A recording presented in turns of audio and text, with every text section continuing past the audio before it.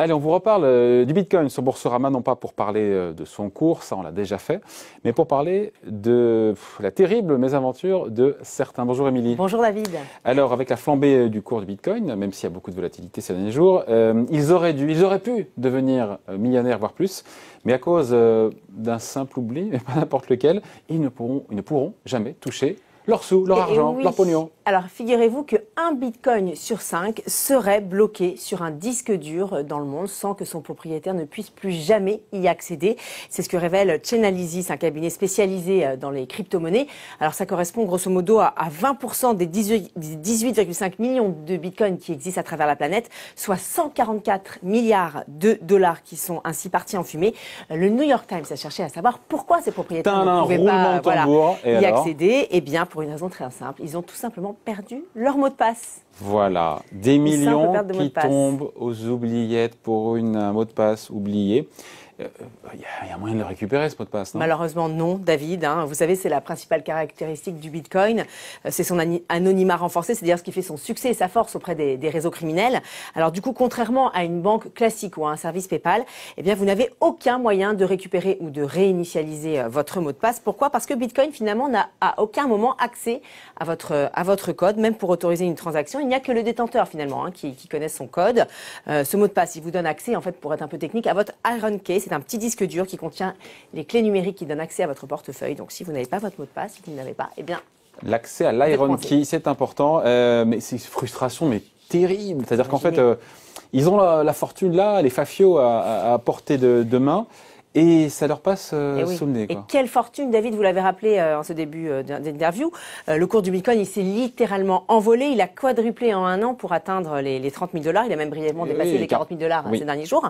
Or, je rappelle qu'il valait moins de 1 000 € avant 2017 et quelques dizaines d'euros seulement avant 2013. Donc, vous imaginez les plus-values vertigineuses. Oui, ça c'est pour ceux qui sont rentrés au tout début de l'affaire, de l'histoire. J'ose même pas imaginer la situation de celles et ceux qui se retrouvent justement... et après, on se dit, mais tout cet argent, il va dormir pour l'éternité? Alors, le New York Times cite l'exemple de ce développeur allemand qui avait gagné plus de 7000 bitcoins en 2011. Des bitcoins qui vaudraient aujourd'hui, David, tenez-vous bien, 220 millions de dollars. À l'époque, ce monsieur, il avait noté son mot de passe sur un petit bout de papier. Et oui, à l'époque, il ne pensait pas que ça allait prendre autant de valeur. Du coup, ce petit bout de papier, il s'est volatilisé. Alors, il a tenté 8 mots de passe. Pour l'instant, il a tenté sa chance 8 fois. Il ne lui reste plus que 2 chances.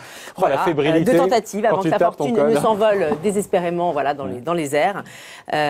Donc vous imaginez effectivement la fébrilité, le stress devant son ordi pour ces 2 dernières tentatives. Donc pour l'instant, il attend un peu, il essaie de retrouver la mémoire.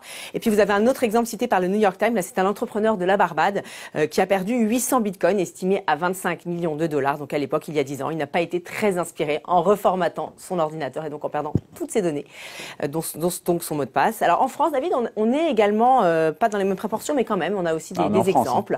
Alors c'est BFM qui cite le cas d'un journaliste parisien, donc un de nos confrères, qui a acquis des bitcoins en 2015. À l'époque, ces bitcoins, ils valaient 200 €. Aujourd'hui, ils valent la bagatelle de 28 000 €. Mais ce journaliste est assez philosophe. Il dit que finalement, il a fait le deuil de cet argent qui avait été obtenu sans avoir travaillé. Ah oui, certes, mais il doit y avoir, Émilie, quand même des professionnels qui peuvent nous aider comme ça. Enfin, aider, en tout cas, il y a quoi? Il n'y a pas des super geeks, des spécialistes du dark web, des génies de l'informatique. On les appelle des serruriers électroniques, tout simplement. Alors, ils peuvent effectivement vous donner un coup de pouce, mais ils sont pas fous. Ils se font payer en dollars et pas en bitcoin.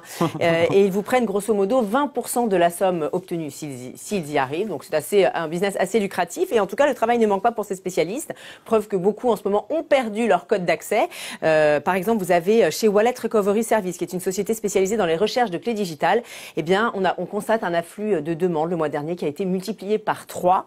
Et puis, les plus désespérés, David, font carrément appel à des hypnotiseurs. Et oui, alors la chaîne CNBC nous cite l'exemple d'un hypnotiseur qui est basé en Caroline du Sud, qui est extrêmement sollicité en ce moment. Selon lui, il faut au moins 3 séances pour retrouver la mémoire, sans garantie de succès. Donc vous voyez, David, le Bitcoin n'en finit pas de nous faire perdre la raison. Et tourner la tête, C'est ça. Jamais oublier son mot de passe. Merci, Émilie. Bon week-end. Bye. Bon week-end.